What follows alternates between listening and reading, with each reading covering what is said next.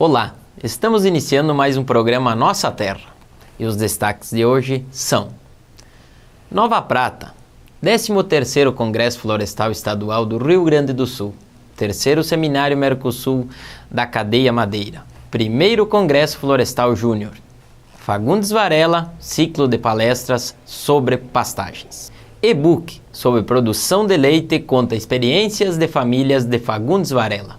Sejam todos bem-vindos, o programa Nossa Terra está começando.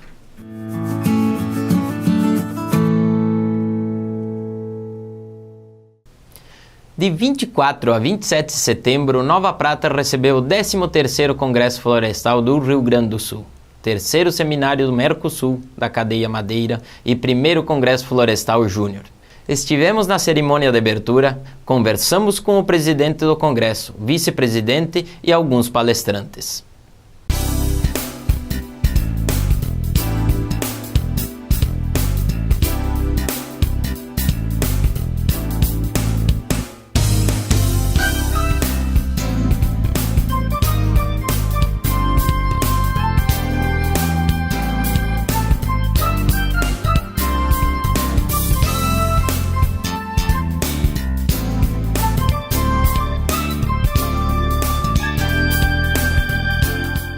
O nosso congresso ele é importante não só para Nova Prata, né, mas como também para o Rio Grande do Sul, para o nosso país, porque nós temos aqui um evento que se realiza há 50 anos. Nós estamos comemorando, é a edição jubilar, estamos comemorando 50 anos. E nesses 50 anos, esse congresso oportunizou, que é o seu objetivo, espaços de discussão sobre as questões florestais e sobre as questões ambientais da nossa região, do nosso estado, do nosso país e do mundo como um todo. E como nós estamos completando esses 50 anos, escolhemos para esta 13ª edição do Congresso Florestal um tema inédito, que é a discussão da Amazônia. Então, Floresta e Amazônia é o tema desta edição, por isso trouxemos cientistas renomados, né, que vão fazer a nossa palestra de abertura hoje aqui, mas sobretudo trazer também a reflexão nossa, já que nós estamos um pouco distante da Amazônia, trazer a reflexão às questões da Amazônia que também nos dizem respeito. Então, aí está a importância do nosso evento e é sempre também uma oportunidade para que a gente veja o avanço técnico-científico, né? Temos aí os trabalhos da academia que estão sendo apresentados. E a inovação também vem no sentido de promovermos o 1º Congresso Florestal Júnior, que também é uma outra inovação. E isso também para trazer os jovens também a participar dessa discussão e criar também uma consciência das questões florestais que estão associadas às questões ambientais, né, também na juventude. Reginato, qual é a expectativa desse Congresso Florestal aqui de Nova Prata? Olha, apesar de toda a crise que nós encontramos instalada no país, né, a nossa expectativa ela é muito boa. Por quê? Porque o Congresso ele faz parte hoje do ISBN, que é o registro de publicações no país. Nós então temos mais de 90 trabalhos a serem apresentados aqui.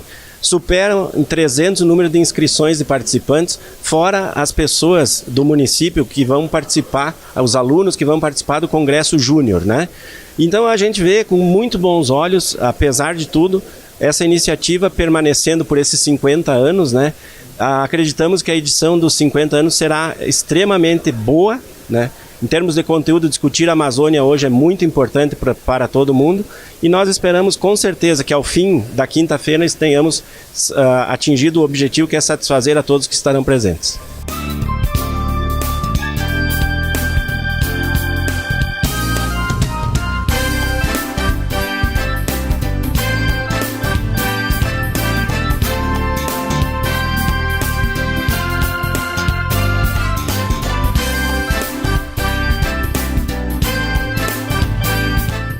Estamos aqui com o Dr. Felipe, nesse Congresso Florestal.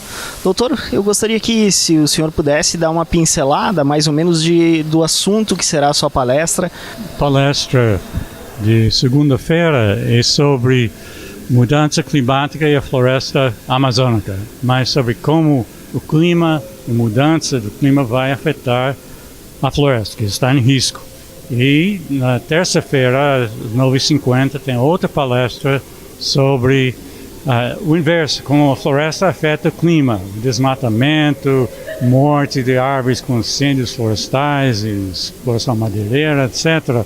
Vai emitindo gás de efeito estufa e aumentando isso. E também o que dá para fazer para frear o desmatamento e diminuir isso, maneira de mitigar o aquecimento global. Mas a floresta é muito importante, não só pelo aquecimento global, mas também pela água, porque recicla a água que é transportada por ventos, inclusive até aqui em Rio Grande do Sul. É muito importante para grande parte do Brasil.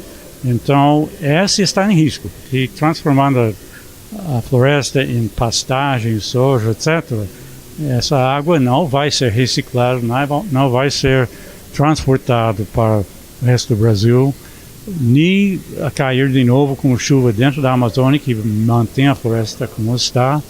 Então, essa é uma grande perda. E uma coisa que não é só dinheiro, é uma coisa que afeta a vida da população. Então, é muito importante evitar isso. E tem todas as resistências, né? Muito forte assim, o lobby para diminuir as exigências ambientais, liberar estradas e desmatamentos, etc. E também tem o ceticismo, né? É uma coisa que não é só no Trump e nos Estados Unidos, também tem aqui. Esse é um perigo para o país e, sobretudo, para a floresta amazônica. Secretária, eu gostaria que a senhora dissesse para a gente, aqui da Conecta Mais, um pouquinho do que a senhora irá apresentar aqui no nosso Congresso Florestal em Nova Prata na noite de hoje. Bom, primeiro eu quero agradecer o convite de estar aqui. Eu vou falar sobre o Cadastro Ambiental Rural, que é uma ferramenta muito importante para que a gente tenha o conhecimento do nosso território e das atividades que nele se desenvolvem. Esse cadastro ele é nacional e o Rio Grande do Sul ele estava um pouco atrasado. Em 2015 nós tínhamos menos de 1% dos imóveis cadastrados, o que era horrível assim frente ao país. Hoje nós conseguimos praticamente 100%, então nós estamos comemorando esse número e esse cadastramento ele é muito bom porque além da gente poder fazer políticas públicas mais focadas para a nossa realidade, ele nos permite desburocratizar. Que o Brasil ele custa muito caro para quem quer trabalhar em termos de burocracia, licenças ambientais, enfim, tudo muito difícil para quem quer empreender. Então, o Cadastro Ambiental Rural ele permite que a gente isente, por exemplo, de licenciamento ambiental, o pequeno agricultor, aquele que tem uma pequena criação ou que tem uma agroindústria também familiar ali, com uma vinícola pequena. Então, todas essas atividades que elas são, pelo seu tamanho, elas não justificam um controle muito forte do Estado, porque também elas não são tão impactantes, nós conseguimos isentar de licenciamento ambiental aqueles que têm o Cadastro Ambiental Rural. Uma outra coisa importante que a pessoa que se cadastra, ela obtém, é a regularidade. Ele fica regular perante os órgãos. Porque muitas vezes o produtor, ele até por desconhecimento, ele entra numa área de preservação permanente, uma mata ciliar, que é aquela perto dos rios, né, onde precisa proteger o rio para que não vá sujeira para dentro, então tem aquela mata ciliar. Às vezes ele planta ali até mais onde não dá. E aí, se ele se cadastra e se autodeclara, ele tem um prazo longo negociado com a Secretaria do Meio Ambiente para ir recuperando aos poucos essa área. E durante esse período ele está regular. Ele não vai ter lá multa do IBAMA, multa da FEPAM ou do Comando Ambiental, enfim, ele está tranquilo porque ele está regular. Então, o cadastrado ele tem muitas vantagens. E a gente está feliz porque conseguiu atingir praticamente todo o território nacional. E esse cadastro também nos mostrou que nós temos uma boa preservação aqui. Porque como a gente enxerga todas as propriedades rurais, tem fotos, é georreferenciado e tudo, a gente visualizou que nós temos 25% do território preservado. Olha, é muito, um quarto, né? Em áreas de preservação, em reserva legal, enfim, são áreas que o privado, que não é o poder público, mas é o privado que mantém preservado para as próximas gerações. Então isso é muito bacana, né? Sobre isso que eu vou falar daqui a pouquinho. O Congresso Florestal ele é uma atividade muito importante para a gente trazer informações históricas da silvicultura no estado do Rio Grande do Sul e no Brasil e também perspectivas futuras. Eu especificamente irei falar sobre as perspectivas do mercado de acácia negra no Rio Grande do Sul, que, como a gente vai poder ver em seguida, são muito interessantes. A da acacicultura eu diria até mais do que eucalipto e pinos, porque nós temos uma área plantada hoje menor do que a necessidade de estoque florestal. Nós temos aí 87, 88 mil hectares plantados, enquanto que deveríamos ter 140 mil para a colheita de 20 mil hectares anuais, que já é histórica, né? São 7 anos de ciclo, então é fácil de fazer a conta. Então nós temos aí já um déficit plantado no estado, o que, se nós não conseguirmos reverter logo, imediatamente, até eu diria, nós vamos perder uma oportunidade magnífica, que é de atender o mercado mundial crescente, né? A gente também vai colocar alguns números da ONU, da FAO, que mostram que devemos crescer no consumo de produtos florestais 3 vezes até 2050, 300% até 2050. Isso basicamente pela substituição de combustíveis fósseis, de produtos não oriundos de floresta, ou seja, de produtos não sustentáveis, né? A gente vê que hoje a sociedade está buscando isso, e até 2050, então a ONU prevê esse crescimento de 3 vezes dos produtos sustentáveis, e a floresta deverá atender esse mercado se ela tiver um estoque florestal para isso, porque senão a indústria de base florestal não consegue atender. Então tem uma perspectiva excelente, né? E nós temos que levar isso para a sociedade. Por quê? Porque é a sociedade que planta, né? As empresas de base florestais também têm os seus plantios próprios, mas para atender essa demanda enorme, nós precisamos de um apoio do agricultor de forma geral. E o contraponto disso é que, claro, se vê um crescimento no consumo de alimentos até 2050, mas não nessa ordem. Se fala aí em 15% a 20%, e nós falamos em 300% de produtos florestais. Então, realmente, as perspectivas para a silvicultura, e o Brasil é um celeiro para o mundo, a gente sabe disso, e é um celeiro também para a questão da silvicultura, elas são muito interessantes. E eu acho que esse tipo de informação ela é fundamental a gente difundir, e o Congresso ele serve para isso.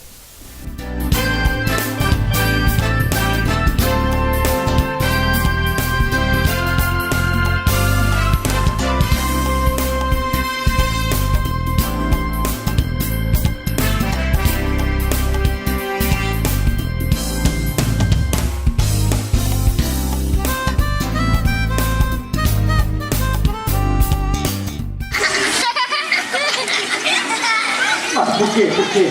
Porque os baleeiros fazem isso, as pessoas são cruéis e cada um tem que ter um objetivo na vida, entendeu? Me diz uma coisa, tu quer ser o que tu quer ser? Eu queria ser astronauta! Muito bom! Ou youtuber!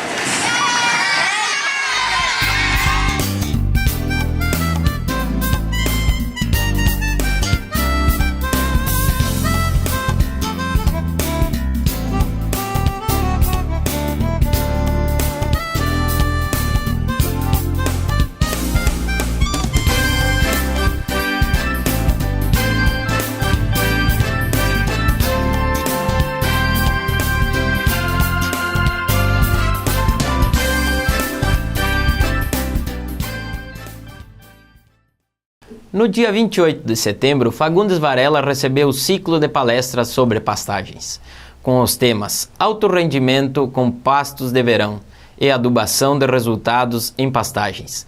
A equipe do Conecta Mais esteve presente. Vejamos a matéria.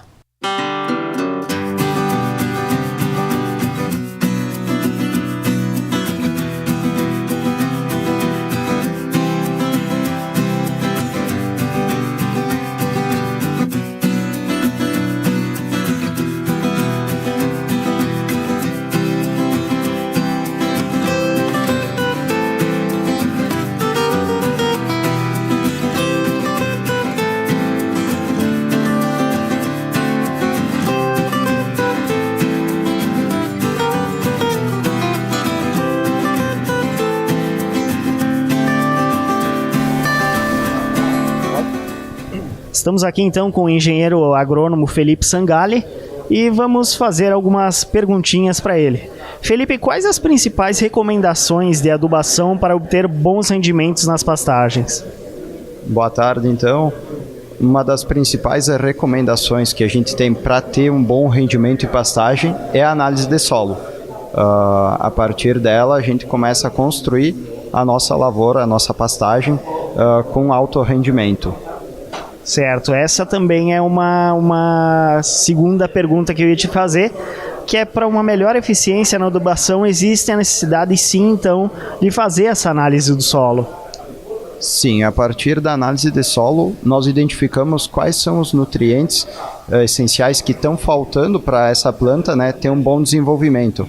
Então, a partir daí, a gente tem uma indicação de produtos que têm eficiência comprovada e vão entregar os resultados no final do dia com que a gente espera. Perfeito. E você teria algumas outras informações sobre adubação e resultado em pastagens? A nossa adubação de pastagens ela precisa ser eficiente. Então, quando nós identificamos os nutrientes necessários que a gente precisa fazer a correção no solo, nós precisamos fazê-los da forma certa, da forma correta, eficiente. Então, eu diria assim que na hora certa, bem feito, é a melhor recomendação que a gente pode entregar para uma pastagem de sucesso aí na nossa propriedade. Leandro, o que o produtor de leite precisa fazer para conseguir altos rendimentos com o pasto de verão?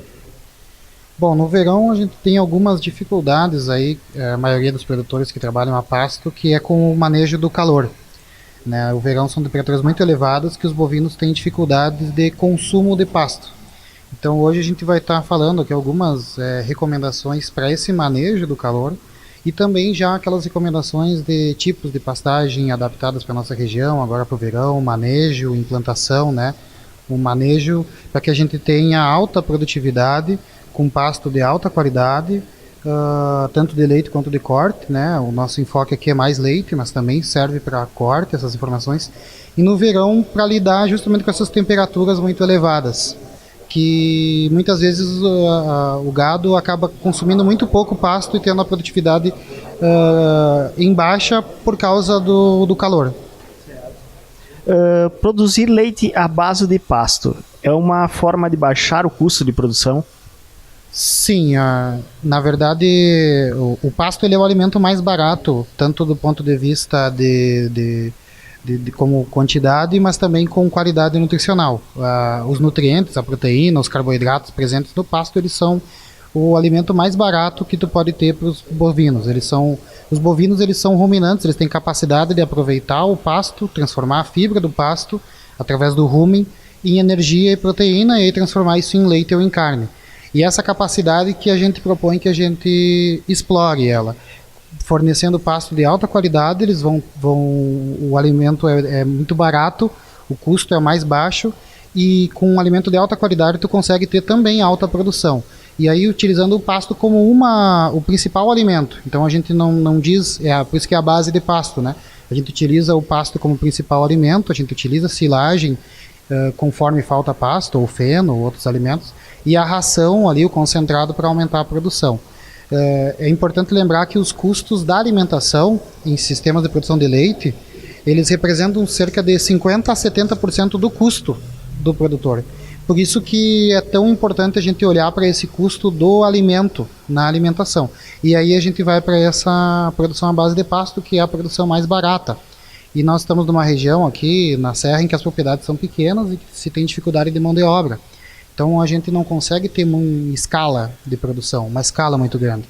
Então a alternativa que a gente propõe é que a gente tenha o mais lucro por litro de leite, por vaca, por mão de obra e por hectare. Porque a gente não tem como trabalhar com escala tão grande que remunere quando eu tiver os custos mais altos, como em sistemas confinados, que eu teria que ter uma escala muito maior porque o custo é mais alto. E quais as principais variedades de pasto recomendadas para o verão, então? Então, hoje eu vou estar abordando aqui, né, que a gente trabalha no verão, nós temos pastagens anuais e perenes. Então, dentro de anuais ou perenes, a gente tem diversas opções. As perenes são as mais baratas, aquelas que a gente implanta uma vez e depois não precisa implantar novamente no outro ano, ela já está lá. Aí tem algumas variedades, a mais usada aqui é o Tifton, né? Tifton ou Gigs, ou Florakirk, que são pastagens que são interessantes para a nossa região porque elas são subtropicais. Então elas são tolerantes ao frio. No inverno elas sofrem o frio, a geada, e elas param, mas depois, na próxima primavera, elas voltam a rebrotar. Tem algumas pastagens que são tropicais, né? Por exemplo, algumas braquiárias, alguns pânicos, que já não têm tolerância ao frio tão boa quanto essas subtropicais. E aí elas são mais arriscadas aqui para a nossa região por causa do nosso inverno. Isso falando em perenes. Falando em anuais, o que a gente trabalha é basicamente a aveia de verão ou capim-sudão, o sorgo forrageiro e os milhetos. Né? Dentro desses materiais tem diversas variedades. Né?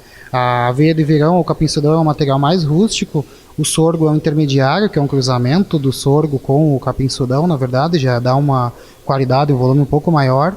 E os milhetos nós temos algumas variedades mais rústicas e algumas mais exigentes e mais responsivas.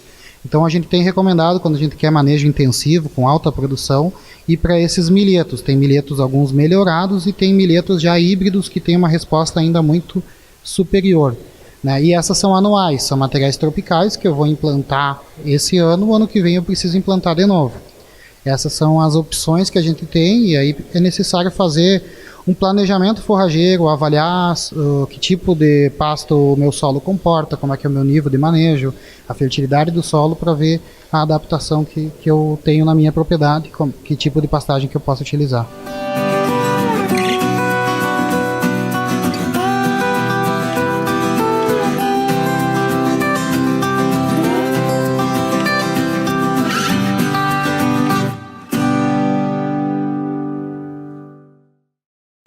E agora, os preços da semana.